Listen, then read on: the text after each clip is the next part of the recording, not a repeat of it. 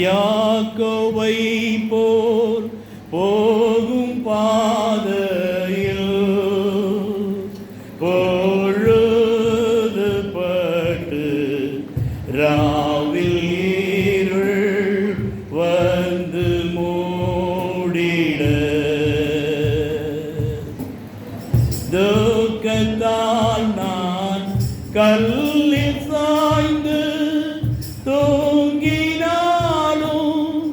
என் கனாவில் துக்கத்தால் நான் கல்லில் சாய்ந்து தூங்கினாலும் என் கனாவில் நோக்கியும்மை கிட்டி சேர்வேன் வாக்கடங்கா நல்ல நாதா தேவனே நான் உமதண்டையில்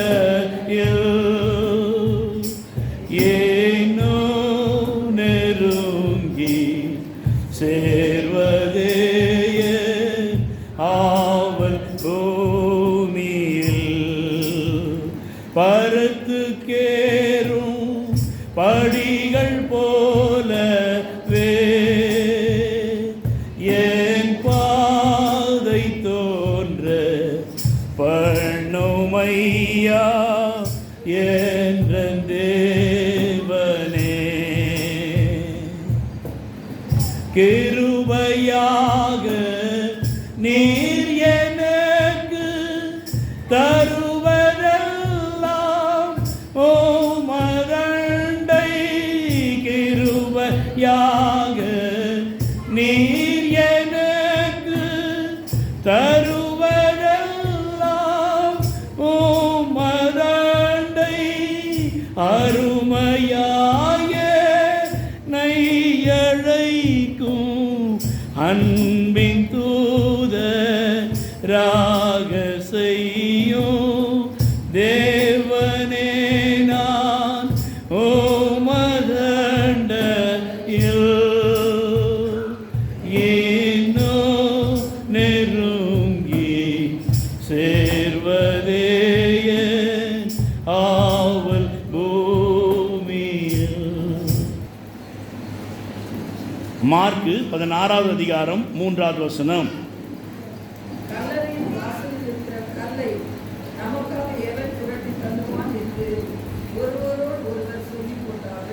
கல்லறையின் வாசலில் இருக்கிற கல்லை நமக்காக எவன் புரட்டி தள்ளுவான் என்று ஒருவரோடு ஒருவர் சொல்லிக் கொண்டார்களாம்.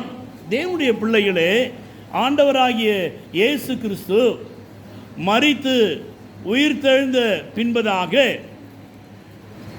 சீஷர்கள் நம்பவில்லை ஆண்டவராகிய இயேசு கிறிஸ்து உயிர்த்தெழுவார் என்று சொல்லி.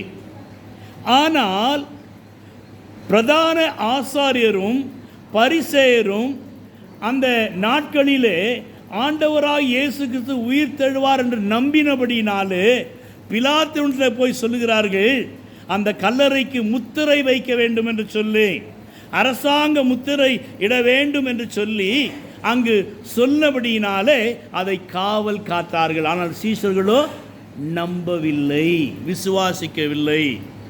அந்த சீஷர்கள் வழியாக பிறந்த சபை தான் திருச்சபை. எனவே திருச்சபைக்கு என்ன இல்லைங்க, நம்பிக்கை இல்லை, விசுவாசமும் இல்லை. தேவனுடைய பிள்ளைகளே, நாம் விசுவாசி என்கிற போர்வையில், நம்பிக்கை என்கிற போர்வையில் பேர் என்ன பேருங்க? சொல்லுங்க, என்ன சபையா? நம்பிக்கை சுவிசேஷ லுத்திரன் சபையா. நம்பிக்கையும் கிடையாது, சுவிசேஷமும் கிடையாது. ஒருவரோடு ஒரு பேசிக் கொள்ளுகிறார்கள். எதை பேசணும்? ஆண்டவர் உயிரோடு இருந்தவர்கள சொன்னார் உயிர் தழுவேன் என்று சொல்லி. ஆனால் இவர்கள் என்ன பேசுகிறாங்க? ஐயோ, அந்த கல்லை நமக்காக எவன் புரட்டி தள்ளுவான்? ஏன்? அந்த கல் மிகவும் பெரிதாக இருந்தது. உன்னுடைய வாழ்க்கையில் உனக்குள்ளாக ஒரு கல் உண்டு. அந்த கல் ரொம்ப பெருசு, உன்னால தள்ள முடியாது. நீ வாசிக்கிற வசனம் உனக்கே புரிந்து கொள்ள முடியவில்லை. அந்த கல்லை தள்ளும்படியாக ஒருவர் தேவை. அந்த கல்லுடைய எடை 1.5 டன் 1.5 டன் எடையுள்ளதாக இருந்தது. அவ்வளவு பெரிய கல். அந்த கல்லை யார் தள்ளினார்கள்? உன்னுடைய வாழ்க்கையில் இருக்கின்ற கல் சந்தேகம், குழப்பம், வேதத்தை அறியாத காரியங்கள், இதெல்லாம் வந்துட்டு கல் உங்களுக்குள்ள. நீங்கள் வேதத்தை வாசிக்க வேண்டும். வாசித்தால் தான் வேதத்திற்கு சத்தியத்தை புரிந்து கொள்ள முடியும். ஆனால் நம்முடைய வாழ்க்கையில் வேதத்தை வாசிப்பதில்லை. ஏதோ வரும், பாட்டு பாடுறோம், ஐயர் ஏதோ சொல்றாரு, இந்த காதில் கேட்டு அந்த காதிலே விட்டுட்டு போய்கிட்டே இருக்கிறோம். அதாங்க உங்களுக்கு கல். உன்னுடைய வாழ்க்கை ஆசீர்வதிக்கப்பட வேண்டுமானால், நீ ஆசீர்வாதம் உள்ளவளாய் நீ இருக்க வேண்டுமானால், வேதம் என்ன சொல்கிறது? என் ஆண்டவராகிய இயேசு உங்கள் நிமித்தம் தரித்திரரானாரே. அவர் ஐஸ்வர்யவானாயிருந்தும் அவர் அதை கொள்ளையாடின பொருளாக எண்ணாமல் தம்மை தாமே வெறுமையாக்கி அடிமையின் ரூபம் எடுத்து மனுஷ சாயலானார். தேவனுடைய பிள்ளைகளை நீங்கள் நான் யாரு ஆகும்படியாக? ஐஸ்வர்யவான்கள் ஆகும்படியாக. சொல்லுங்க, நம்ம யாரா மாறணும்? சொல்லுங்க. கடன்காரனா இருக்கவங்க சொல்லுங்க, நான் இனி கடனை கொடுத்துட்டு ஐஸ்வர்யவானாக மாற வேண்டும். மனசுல சொல்லிங்க. உங்களுடைய மனதில் என்னென்ன பிரச்சனை? வியாதியிலிருந்து விடுதலை, என்னை கர்த்தர் ஐஸ்வர்யவானாக மாற்ற முடியும். எந்தெந்த காரியங்களை உங்களுக்கு குறை இருக்கிறதோ அந்த காரியங்களை சொல்லி அதில் கர்த்தரனை ஐஸ்வர்யவானாக மாற்றும்படியாகவே அவர் தரித்திரரானார். அவர் மனுஷ சாயல் எடுத்தார். ஆனால் அரசாங்கம் அவரை அந்த கல்லறைக்குள்ளாக வைத்து அது மூடிவிட்டது. இன்றைக்கு உன்னை கூட உன்னுடைய ஆசாபாசங்கள், சிற்றின்பங்கள், உன்னுடைய குடும்பம், உன்னுடைய உறவு உன்னை என்ன செய்து ஒரு கடலில் போய் டம்ப் பண்ணி வச்சிருது. இங்கே தான் இருக்கணும், இப்படிதான் போகணும், இப்படிதான் வரணும்.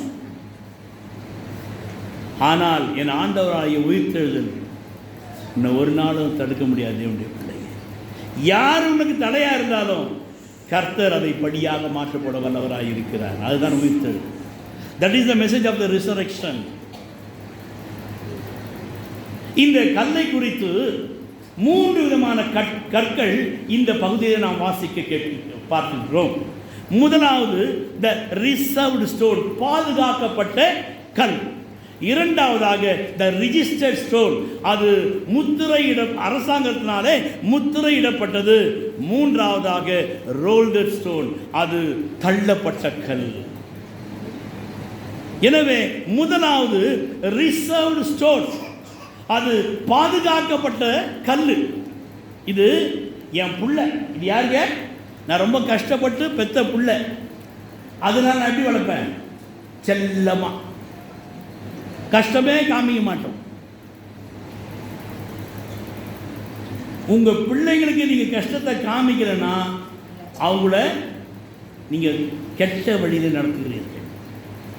நீங்கள் உங்கள் பிள்ளைகளுக்கு வேதத்தை கற்றுத்தரவில்லை என்றால் நீங்களும் அவர்களோடு சேர்ந்து ஒரு பாழான இடத்துக்கு சென்று கொண்டிருக்கிறீர்கள். ஏனென்றால் வேதத்தில் இங்கு வாசிக்கின்றவர்களே அந்த ரிசர்வ்டு ஸ்டோன் பாதுகாக்கிறாங்க. குடும்பத்தை, பிள்ளைங்களை அணைச்சி அணைச்சி அணைச்சி அணைச்சி பாதுகாக்கிறாங்க. தேவனுடைய பிள்ளைகளே, உன்னுடைய பிள்ளைக்கு நீ வேதத்தை கற்றுக் கொடுக்கவில்லை என்றால், கலாத்திய நிருபத்தில் வாசிக்கிறோம், அந்த வார்த்தை நான் சொல்ல விரும்பவில்லை, நீங்கள் வாசித்து பாருங்கள். நீங்கள் செய்ய வேண்டிய ஒரு விசேஷ காரியம் பாதுகாக்கிறீங்க. நல்லது, சாப்பாடு கொடுக்குறீங்க, துணி கொடுக்குறீங்க, நல்ல ஸ்கூலில், காலேஜில், இங்கிலீஷ் மீடியத்தில் கடன் பட்டு சேர்த்து விடுங்க, நல்லது. ஆனால் பைபிளை மாத்திரம் கற்றுக் கொடுக்கறதில்லை, நீங்களும் படிக்கிறதில்லை. எந்த விதத்தில் பாதுகாக்கிறேன் உங்கள் பிள்ளைகளை? அவர்களுக்குள்ளாக ஒரு கல் வளர்ந்து கொண்டே இருக்கிறது. Friendship, the society, the situation, the environment, everything going to spoil your children. Only the word of God can escape from that. எனவே உடைய பிள்ளைகளுக்கு நீ வசனத்தை கற்றுக் கொடுப்பாய் என்றால் அதுதான் உடைய பிள்ளைகளுக்கு பாதுகாப்பு. தேவனுடைய பிள்ளையே, இன்றைக்கு அநேகர் வசனத்தை கற்றுக் கொடுப்பதில்லை. அதனாலே ஒரு குறிப்பிட்ட வயதான பின்னால் போயிட்டே இருக்காங்க பிள்ளைங்க. சிறு வயது முதற்கொண்டு தேவனை அறிகிற அறிவிலே, பயத்திலே, தேவனுடைய வார்த்தையிலே, கீழ்ப்படுதலிலே, தாழ்மையிலே உடைய பிள்ளைகளை நீ வளர்க்கின்ற வழியிலே முதிர் வயதிலும் அவன் அதை விடாதிருப்பான நீதிமொழிகளை வாசிக்கிறோம். எனவே தேவனுடைய பிள்ளைகளை நீ பாதுகாக்கிற காரியங்கள் நல்லது. யோசேப்பு என்று சொல்லக்கூடிய அரிமத்தியா ஊரானாகிய யோசேப்பு என்று சொல்லக்கூடிய ஒரு மனுஷனை குறித்து மத்தேயு 27வது அதிகாரம் 60வது வசனத்தில் பார்க்கிறோம். இவன் ஐஸ்வர்யவானாக இருந்தான். இவன் சாவதற்கு முன்பதாக தனக்காக ஒரு கல்லறையை கட்டி வைத்திருந்தான். அல்லேலூயா. எதுக்கு? சாவதற்கு முன்னாலே. So that's what the reserved. நம்மள எதுக்கு ரிசர்வ் பண்ணுவோம்? எதுக்கு? பிலிமுக்கு. ஆமா, தேவனுடைய பிள்ளையே இவர் எதுக்கு ரிசர்வ் பண்ணி வச்சுட்டாரு? சாவறதுக்கு முன்னாலே கலரை கட்டி வச்சிட்டாரு. நீங்க நிறைய பேர் அப்படிதான், ஏதோ என் பிள்ளைங்களுக்கு சேர்த்து சேர்த்து சேர்த்து சேர்த்து வச்சு நல்ல வாய் சம்பாதிக்க நான் சொல்லங்க. தேவனுடைய பிள்ளைகளே, உங்கள் பிள்ளைங்க நான் சொத்து சேர்க்க வேணான்னு சொல்லலையா? எல்லாத்துக்கும் மேலான சொத்து இதுயா. கொஞ்சம் வசனத்தை கற்றுக் கொடுங்க. வசனம் என்ன என்பதை நீங்களும் கற்றுக்கொள்ளுங்க. கீழ்ப்படிங்க. மேலான காரியங்கள் அல்ல. நீ பாதுகாக்கப்பட வேண்டுமானால் இவர் என்ன செஞ்சாரு? தன்னுடைய கல்லறையை கண்மலையிலே வெட்டப்பட்ட கல்லறை. எங்க வெட்டப்பட்ட கல்லறை? கண்மலையிலே. கண்மலையாரு? கிறிஸ்து. உடைய வாழ்க்கையிலே நீ எதை செய்தாலும் the center is a Christ. கிறிஸ்து உடைய வாழ்க்கையில மத்தியஸ்தராக இருப்பார் என்றார். நீ எதை கட்டினாலும் எதை வெட்டினாலும் அங்கு கிறிஸ்து உன்னோடு கூட இருக்கிறார் என்பதை நீ உணர முடியும், அனுபவிக்க முடியும். தேவனுடைய பிள்ளையே, இவன் என்ன செய்தான்? தனக்காக வெட்டப்பட்ட அந்த கண்மலையிலே வெட்டப்பட்ட கல்லறையிலே அவன் கிறிஸ்துவுக்குள் அவரை அடக்கம் பண்ண வேண்டும், கிறிஸ்துவை அங்கு அடக்கம் பண்ணப்பட வேண்டும் என்று சொல்லி தன்னுடைய கல்லறையை கொடுத்தார். நீங்கள் தானே யாருங்க? நடைப்பிணம். என்னதுங்க? நம்ம தினமும் எங்கே போய்கிட்டு இருக்கோம்?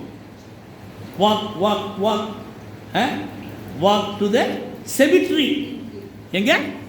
ஆமாம், கல்லறைக்கு நேரம் தான் போகிறோம். நடுவில் அப்பப்போ வீட்டுக்கு போகிறோம், படுத்துங்கிறோம், அப்பப்போ ஆஃபீஸுக்கு போகிறோம், படுத்துங்கிறோம். உள்ளே போன மூச்சு, வெளில போனால் நோ பேச்சு. அவ்வளோதான், மனுஷன் கதை முடிஞ்சது. அப்புறம் ஐயா சொல்ல மாட்டாங்க, எப்போ பணத்தை எடுப்பீங்க?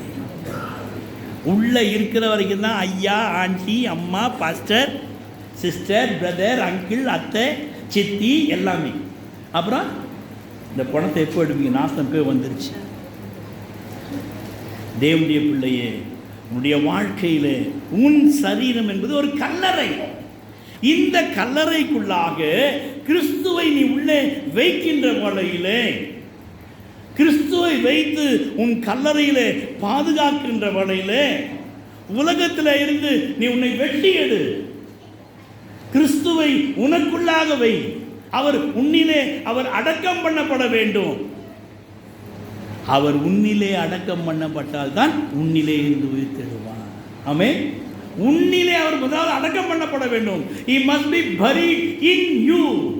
Then only he will rise again from in you. உன்னிலே இருந்து அவர் வெளியே வர முடியும். தேவனுடைய பிள்ளைகளே, எனவே முதலாவது கேள்வி, பாதுகாப்புக்குள்ளாக இருக்கிற நீ, உனக்குள்ளாக கிறிஸ்து அடக்கம் பண்ணப்பட்டிருக்கிறாரா இல்லையா? உனக்குள்ளாக கிறிஸ்து அடக்கம் பண்ணப்பட்டிருக்கிறாரா இல்லையா என்கிற ஒரு கேள்வியோடு இந்த செய்திக்குள்ளாக நீ தொடரும்படியாக கேட்டுக்கொள்கிறேன். அந்த கல்லறை என்ன கல்லறையா? புதிய கல்லறை. என்ன கல்லறைங்க அது? புதிய கல்லறை. தனக்காக வெட்டி வச்சுக்கான், யாரும் இல்லை. உன்னுடைய வாழ்க்கையிலே இந்த கல்லறையிலே கிறிஸ்து உள்ளே வருவார் என்றால் 2 கொரிந்தியர் 5:17 என்ன வாசிக்கிறோம்? ஒருவன் கிறிஸ்துவுக்குள் இருந்தால் புதிய சிருஷ்டியாக இருக்கிறார், பழையெல்லாம் ஒளிந்து போயின எல்லாம். ஆமா, எல்லாம் புதிதாகும். கிறிஸ்துவ உள்ள வச்சுட்டனா உன் பழைய வாழ்க்கை, உன் பழைய ஃப்ரெண்ட்ஸு இவங்கெல்லாம் ஓடிடு. நீ துரத்த வேண்டாம், அவங்களே ஓடிடுவாங்க. ஆமென். கிறிஸ்துவுக்குள் பழைய சிருஷ்டிகள் ஒளிந்து போகும். தேவனுடைய பிள்ளையே, எல்லாம் புதிதாயின என்று வாசிக்கிறோம். எனவே உன்னுடைய சரீரத்தை கிறிஸ்துவுக்கு கொடுக்க வேண்டும். அவ்வாறு கிறிஸ்துவுக்கு உள்ளே இருக்கும்படியாக கொடுக்கின்ற வேளையிலே ரோமர் 6ஆம் அதிகாரம் 8ஆம் வசனம் வாசிப்போம். ரோமருக்கு நிருபம் 6:8.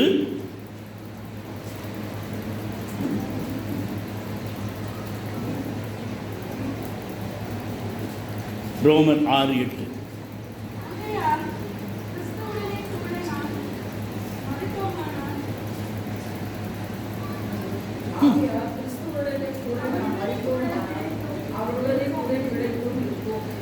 ரொம்ப சிம்பிளா சொல்ற, கிறிஸ்துவுடனே கூட மரித்தால் கிறிஸ்துவுடனே கூட எழுந்திருப்போம். அப்போ முதல் கேள்வி என்னதுங்க? நம்ம அதான் எம்ஜிஆர் சொல்ற, நான் செத்து பழைச்சவன்டா யமனை. நீங்களாம் யமனையும் பார்க்கல, செத்து போவோம் இல்லை, உங்கள் முகத்தில் சிரிப்போம் இல்லை. எப்போ ரொம்ப கஷ்டம் பாஸ்ட் இருக்கும், இன்னும் வரும். அது வராமல் இருக்குன்னா உள்ள யார் வரணும்? ஆமாம், யார் கூட இருக்காரு? யாரு கூட இருக்காரு? ஏன் கூட இருக்காரு? யார் கூட இருக்காரு? ஆமாம், இயேசு என்னோடு கூட இருப்பார் என்றால் எனக்கு என்ன உண்டு? ரட்சிப்பு. சொல்லுங்க. நித்திய ஜீவன், சந்தோஷம், சமாதானம். ஆமாம், இயேசு என்னோடு இருப்பதை நினைச்சிட்டா என்னுள்ளம் துள்ளுதம்மா, நன்றி என்று சொல்லுதம்மா. நினைக்கணும். என்ன செய்யணும்? என்னத்த? என் கூட இருக்காரு, எப்பவுமே அவர் என் கூட இருக்காரு. பாதுகாக்கப்பட வேண்டுமானால் இவன் பாதுகாக்கப்பட்ட தன்னுடைய கல்லறையிலே அவன் கிறிஸ்துவை வைத்தபடினாலே அவனுடைய சரித்திரத்தை வாசித்து பாருங்க. அவன் துணிந்து போய் பிலாத்துவிடத்தில் துணிந்து போய் இயேசுடைய சரீரத்தை கேட்டான். இன்னைக்கு நிறைய பேர் துணிவே இல்லை. ஏன்? கிறிஸ்து உனக்குள்ள வருவது நீ இடம் கொடுக்க மாட்டேன்ற. வேத வசதி கீழ்ப்படிய உனக்கு துணிவு இல்லை. காரணம் என்ன? வேத வசதி அறியவில்லை. வேதவஸ்துக்கு கீழ்ப்படியும்படியாக உன் மனது இடம் கொடுக்கவில்லை. ஏனென்றால் கிறிஸ்து உனக்குள்ளாக வர நீ இடம் தரவில்லை. வெறும் எலிக்குட்டி கிறிஸ்தவங்கள தான் இருந்துருக்கும். ஆனால் ஈவன் தன்னுடைய கல்லறையை கொடுக்க எப்பொழுது தீர்மானம் பண்ணானோ உடனே immediately he went to the pilot. அவன் பிலாத்துவிடத்தை சென்றான், துணிந்து சென்றான், இயேசு சரீரத்தை கேட்டான். அப்பொழுது அவர் என்ன செய்கிறாரு? he checked the body. பிலாத்து அங்கே டாக்டர் லூக் என்பவர் மருத்துவர் அங்கே செக் பண்ணிட்டு சொல்கிறாரு, he is dead. Death certificate கொடுத்துருக்காங்க இயேசு கிறிஸ்து. டாக்டர் லூக் தான் கொடுத்துருக்காரு. அதை போல நீ கிறிஸ்துவோட கூட மரித்திருக்கிறாயா? உனக்கு என்ன சர்டிஃபிகேட் வேணும்? கிறிஸ்தவனுக்கு 2 சர்டிஃபிகேட் இருக்கணும். என்னது? ஒரு டெத் சர்டிஃபிகேட்டு, இன்னொன்று உயிர்த்தெழுந்த சர்டிஃபிகேட்டு. இப்போ நீ உயிரோடு இருக்கின்ற 2 சர்டிஃபிகேட் உங்கள்கிட்ட இருக்கணும். அப்போ தான் அவருடைய ரகசிய வரல எடுத்துக்கொள்ள முடியும். தேவனுடைய பிள்ளையே, உன்னுடைய வாழ்க்கையில் நீ பாதுகாக்கப்பட வேண்டுமானால் கிறிஸ்துவனை கூட மரித்து கிறிஸ்துவனை கூட எழுந்திருக்கணும். நீ என்னதான் கட்டி வச்சாலும் சரி, என்னதான் செஞ்சாலும் சரி, அதுக்குள்ள கிறிஸ்து காணப்பட வேண்டும். ரிசர்வ்டு ஸ்டோன், பாதுகாக்கப்பட்ட உன்னுடைய கல்லறையிலே கிறிஸ்து இருக்கிறாரா என்கிற முதலாவது கேள்வி.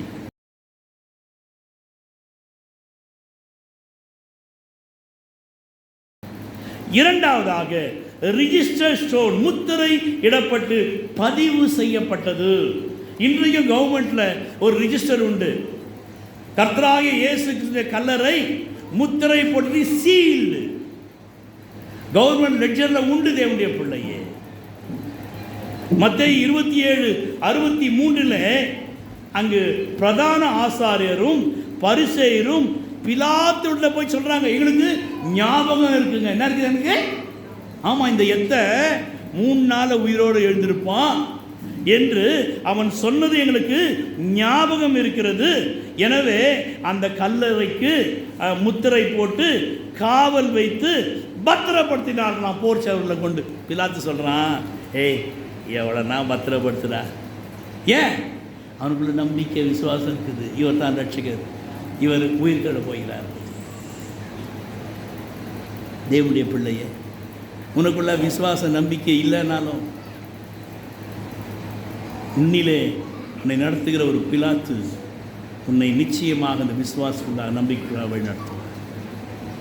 அவன் சொல்றான், போ, எவ்வளவு பத்திரப்படுத்த முடியுமோ பத்திரப்படுத்த என்று சொல்லுகிறான். உனக்குள்ளாக விசுவாசம் இருக்கும் என்றால் எந்த தடைகள், யார் எந்த தடைகளை உண்டாக்கினாலும் கர்த்தரதை படிகளாக மாற்றி போட முடியும். தேவனுடைய பிள்ளைகளே, எனவே 3 நாளைக்கு பின் எழுந்திருப்பேன் என்று சொல்லி அந்த கல்லறைக்கு முத்திரை போட்டார்கள், பத்திரப்படுத்தினார்கள். கல்லறை யாரு?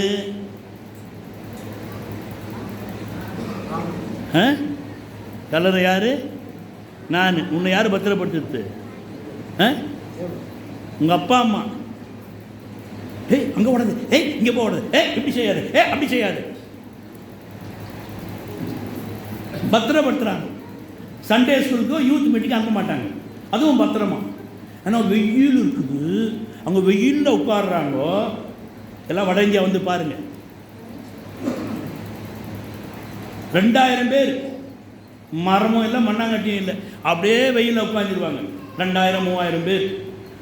அங்கங்கே ஒரு 300 400 தபலா வாசிப்பாங்க, அங்கங்கே ஒரு 10 15 20 ஹார்மோனியம் வாசிப்பாங்க, ஒரு 300 400 டேம்பரின் இருக்கும்.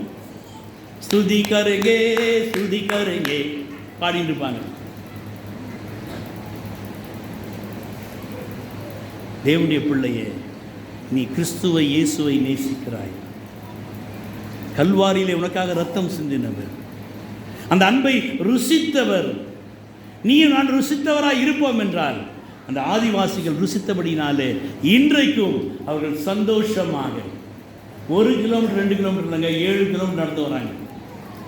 குக் கிராமங்கள் என்று சொல்லுவாங்க. ஒரு கிராமத்தில் 12 குடும்பம் 8 குடும்பம் தான் இருக்கும். அதுக்கப்புறம் ஒரு 7 கிலோமீட்டர் அந்த பக்கம் போகணும். வழியில் டைகர் கிராசிங்லாம் இருக்கும். இவ்வாறு பல கிராமத்தில் இணைந்து ஒரு இடத்துல ஒன்று சேருவாங்க. அங்குதான் நாங்கள் ஆராதனை நடத்தி கொண்டிருந்தோம். தேவனுடைய பிள்ளைகளே, இன்றைக்கு உன்னுடைய வாழ்க்கையில் ஒரு முத்திரை போடப்பட்டிருக்கிறது. கிறிஸ்தவன், கிறிஸ்தவள், அவ்வளோதான். முத்திரை போடப்பட்டிருக்கிறது. அதுக்கு காவலும் இருக்கிறாங்க, காவல் வைக்கப்பட்டிருக்கிறது, பத்திரமும் படுத்தினாங்க. வேதத்தில் 2 விதமான முத்திரையை குறித்து வேதத்தில் வாசிக்கிறோம். எடுத்தவர் வாசிக்கலாம்.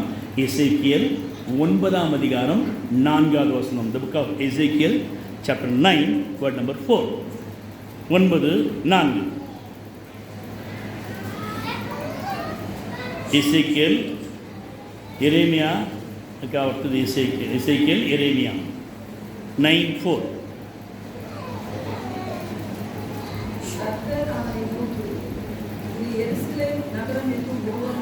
எருசலேம் நகரம் எங்கும் உருவ போய் அதற்குள்ளே செய்யப்படுகிற சகல அருவருப்புகளின் நிமித்தம் பெருமூச்சு விட்டு அழுகிற மனுஷர் நெற்றியிலே அடையாளம் போடு, முத்திரை போடுன்றார். யார் மேல? பெருமூச்சு விட்டு அழுகிறவர்கள் மீது. ரட்சிக்கப்படாத ஜனங்களுக்காக தேவனுடைய பிள்ளையை நீ பெருமூச்சு விட்டு அழ வேணும். நம்ம இங்கே வந்துட்டு அவனை குற்றம் கண்டுபிடிக்கலாமா, இவனை குற்றம் கண்டுபிடலாம், இவனை காரி துப்பலாமா, அவனை காரி துப்பலாம், இவரை லாக் பண்ணலாமா, அவரை லாக் பண்ணலாமா, இதுதான் இருக்குது. இன்னைக்கு எல்லா சபைகளும் தான் நடக்குது. அதனால் விசுவாசம் இல்லை, நம்பிக்கை இல்லை, பேர் மாத்திரம். தேவனுடைய பிள்ளையே, உன்னுடைய வாழ்க்கையில் பெருமூச்சு விட்டு அழ கற்றுக்கொள். யாருக்காக? அழிந்து போகிற ஆத்துமாக்களுக்காக.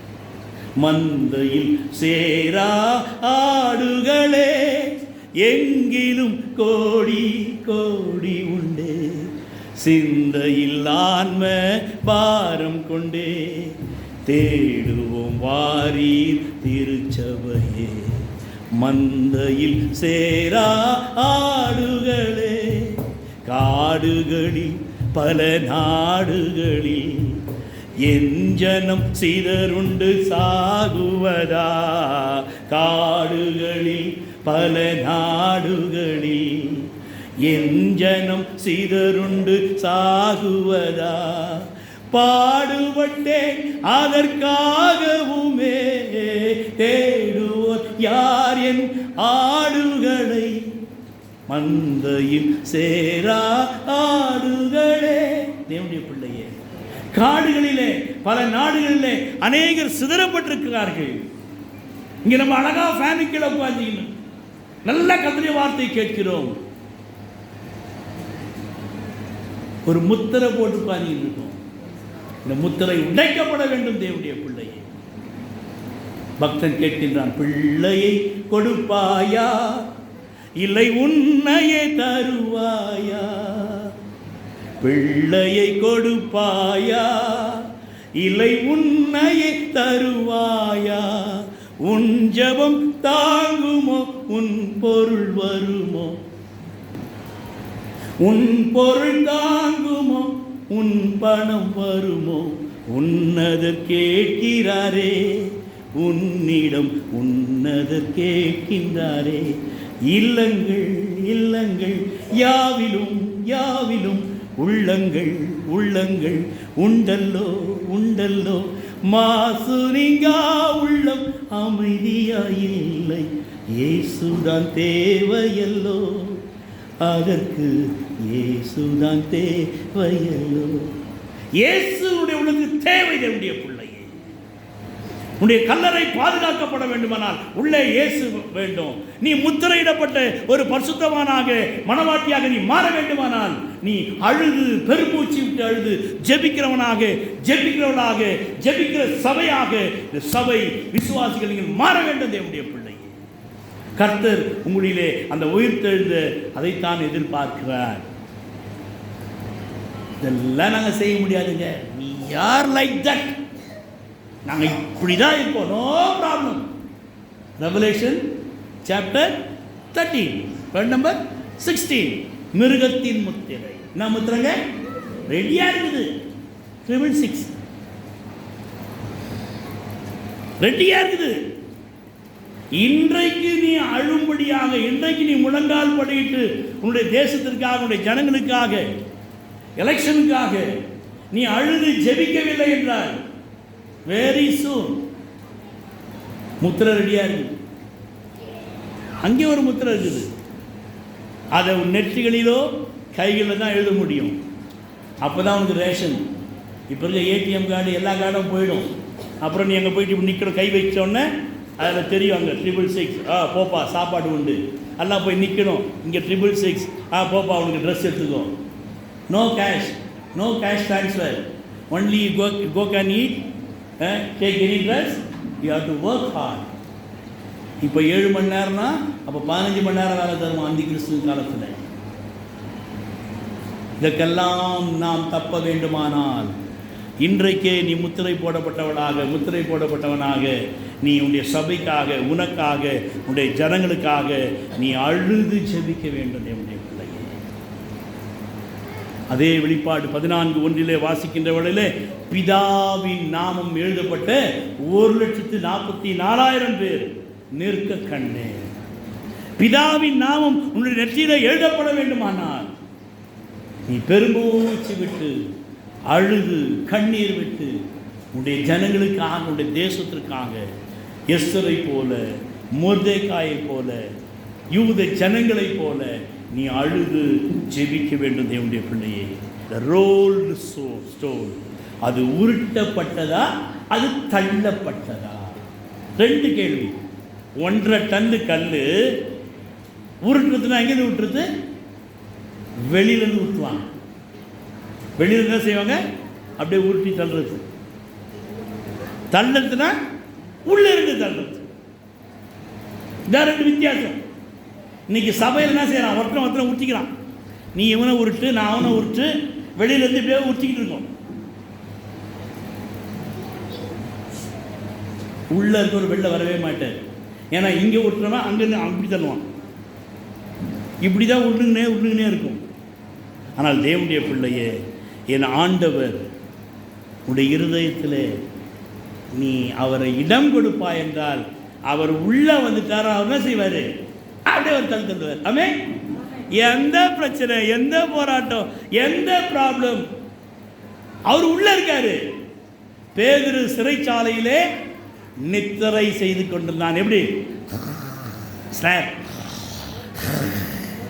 ஆமா, நல்லா தூங்கிட்டு இருந்தான். சபையா என்ன செஞ்சாங்க? ஆமா, அங்க ஜெபம், இங்க தூக்கம். தேவ தூதனை கர்த்தர் அனுப்பினார். உன்னுடைய வாழ்க்கையில் இந்த நாட்களில் நீ உன்னுடைய சரீரமாகி இந்த கல்லறைக்குள்ளாக இயேசு கிறிஸ்துக்கு இடம் கொடுப்பாய் என்றால், இயேசு கிறிஸ்து மாத்திரம் அங்கே வரமாட்டார். 5ஆம் வசனம் 16:5 என்ன வாசிக்கிறோம்? அவர்கள் கல்லறைக்குள் பிரவேசித்து வெள்ளை அங்கி தரித்தவனாய் வலது பக்கத்தில் உட்கார்ந்த ஒரு வாலிபனை கண்டு பயமடைந்தார்கள். தேவ தூதன் உன்னுடைய இருதயத்தில் என் ஆண்டவருக்கு இடம் கொடுப்பாய் என்றார். உனக்குள்ள ஒரு தேவதூதன் ஒன்று இருப்பார். எதையானால் அவர் செய்வார்? தள்ளி விடுவார். தேவனுடைய இங்கிலாந்து தேசத்தில் பிராங்க் மென்சன் என்று சொல்லக்கூடிய ஒரு மனுஷன் லைஃப் பியாண்ட் த கிரேவ் என்று சொல்லக்கூடிய ஒரு அழகான புஸ்தகத்தை எழுத ஆரம்பித்தார்.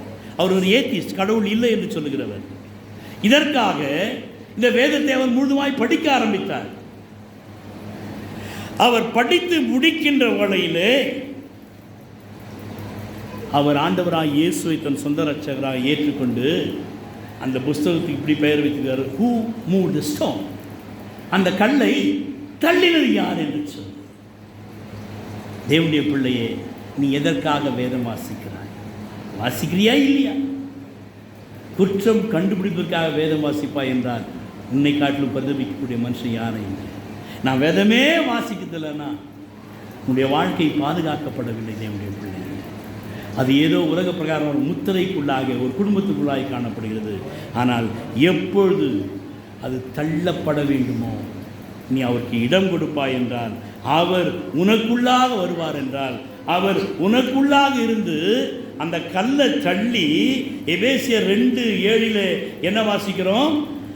அவருடனே கூட உன்னை எழுப்பி அவருடனே கூட உன்னை உட்கார வைத்தார். எங்க உட்காருவோம்?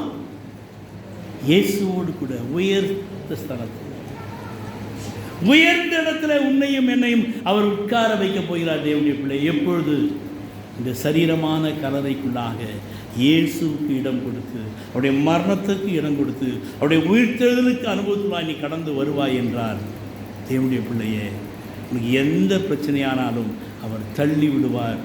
நீ இருக்கிற இடத்துல இருந்து அவனை உயர்ந்த இடத்துல நீ உட்கார வைப்பார். கண்களை மூடி கர்த்தரை நோக்கி நாம் பார்ப்போம். உயர் அடைக்கலத்தில் என்னை வைத்தவரே, உந்தன் நாமத்தை நம்பிடுவே. உயர் அடைக்கலத்தில் என்னை வைத்தவரே, உந்தன் நாமத்தை நம்பிடுவே. உம்மை போலொரு தேவனை பூமியில் அறிந்திடேன், உயிர் தந்த தெய்வமே நீ. உம்மை போலொரு தேவனை பூமியில் அறிந்திடேன், உயிர் தந்த தெய்வமே நீ. ஆனந்தம் ஆனந்தமே, அல்லும் பகலிலும் பாடிடுவே. ஆனந்தம் ஆனந்தமே, அல்லும் பகலிலும் பாடிடுவே. இயேசுவே அந்த ஆருயிரே, இயேசுவே அந்த ஆருயிரே. தகப்பனே, இந்த சரீரமாகிய கல்லறைக்குள் கண்மலையாகிய கிறிஸ்துவை நாங்கள் வைக்கவும், உம்மோட கூட மரித்து அடக்கம் பண்ணப்பட்டு உம்மோட கூட உயிர் தெரிந்த அனுபவத்துக்குள்ளாய் கடந்து வரவும், அதனால எந்த பிரச்சனைகளையும் நீர் தள்ளி உம்மோடு கூட எங்களை உயர் சத்தில் உட்கார வைக்க விரும்புகிறீர்கள். அதை நாங்கள் ஏற்றுக்கொண்டு கீழ்ப்படிந்து நடக்க எங்களுக்கு உதவி செய்ய வேண்டுமாய் இறைமைந்தன் இயேசு என்ற நாமத்தில் வேண்டிக் கொள்வோம் கர்த்தாவே. ஆமென்.